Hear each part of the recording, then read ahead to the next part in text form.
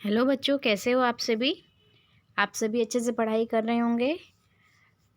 पिछली वीडियो में हमने राष्ट्रीय प्रतीकों के बारे में पढ़ा था, जिसमें हमने राष्ट्रगान, राष्ट्रीय गीत और राष्ट्रीय प्रतीक के बारे में हम पढ़ चुके थे।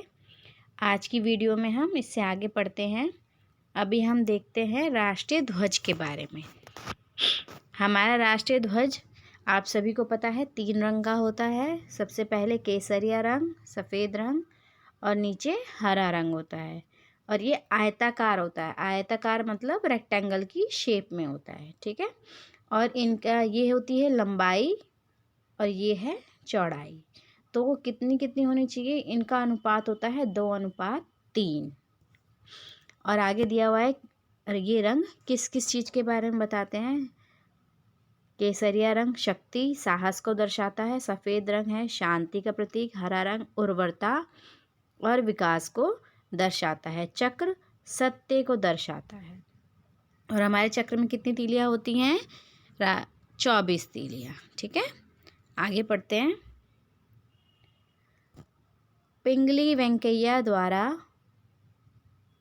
प्रस्तावित स्वराज ध्वज डिज़ाइन पर इसे 22 जुलाई 1947 को आयोजित संविधान सभा की बैठक के दौरान जो हमारा झंडा है, जो झंडा अभी आप देखते हो जिसमें 3 रंग हैं और चक्र है, वो कौन सी तिथि को, कौन से दिन हमने अपने देश में शामिल किया था? 22 जुलाई 1947 को इसको हमने अपना राष्ट्रीय ध्वज बना दिया था।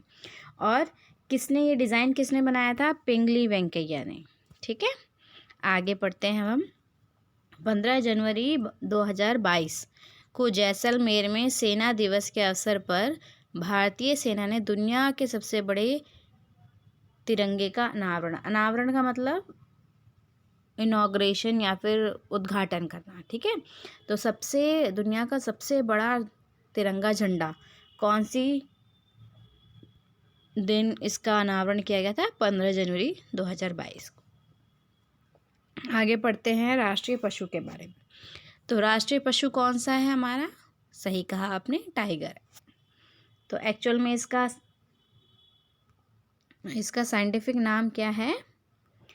इसका साइंटिफिक नाम है पैंथेरा टाइग्रिस। देखो, हर चीज़ का ना साइंस की लैंग्वेज में अलग नाम होता है और नॉर्मल बोलचाल की भाषा में अलग नाम होता है। तो इसका साइंटिफिक नेम क्या है? Panthera Tigris. और ये रॉयल बंगाल टाइगर है। बंगाल टाइगर जो स्पेशली बंगाल वाले इलाके में पाया जाता है, ठीक है।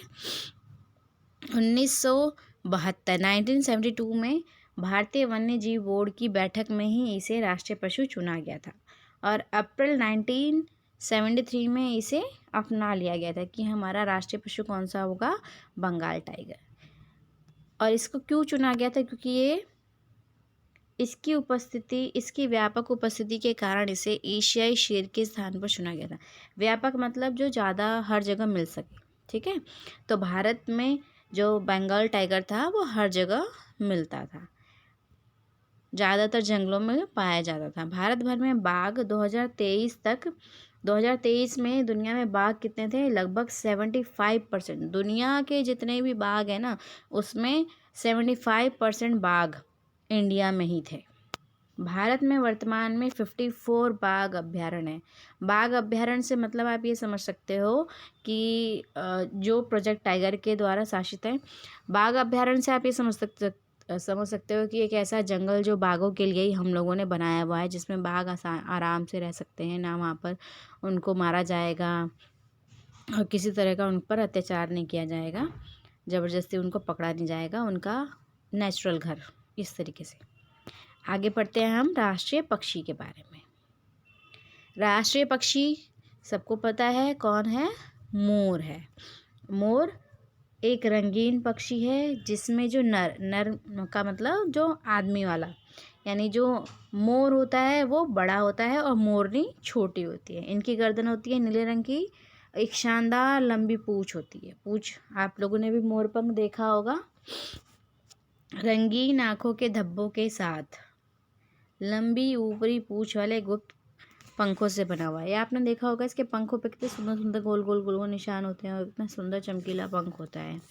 लेकिन जो फीमेल होती है यानी जो औरत मोरनी होती है उसकी पूँछ ज़्यादा लंबी नहीं होती है। आगे पढ़ते हैं। राष्ट्रीय विरासत पशु। राष्ट्रीय विरासत पशु कौन सा है हमारा? हाथी। ठीक है, हाथी।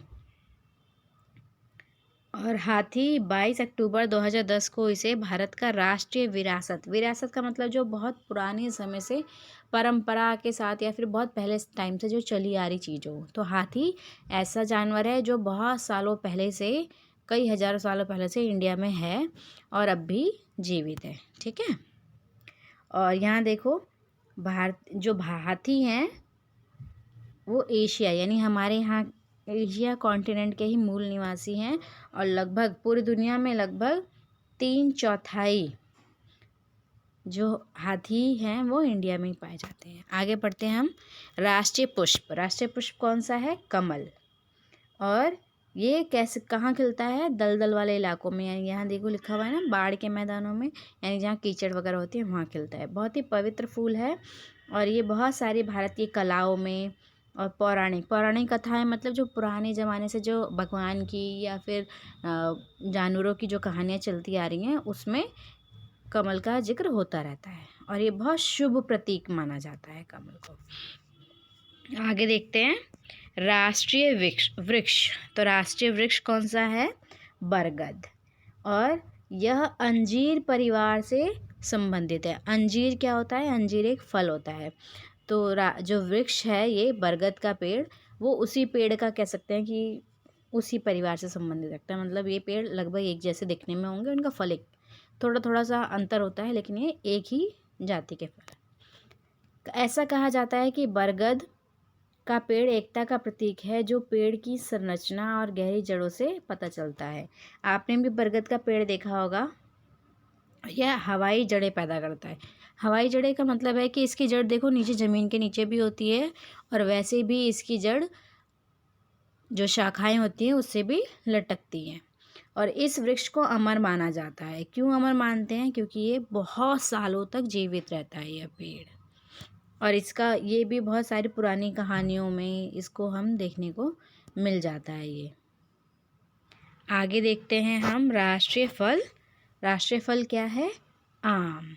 आम सबने खाया होगा, तो आम हमारा राष्ट्रीय फल है और ये इंडिया में बहुत अलग अलग किस्म का आम भी देखने को मिलता है। राष्ट्रीय जलीय पशु। तो राष्ट्रीय जलीय पशु कौन सा है? डॉल्फिन, जिसे सुसु नाम से भी कहा जाता है। ये भारत का जलीय पशु है। जलीय का मतलब जो पानी वाला, तो पानी वाला जो हमारा जलीय पशु है कौन सा है? डॉल्फिन है।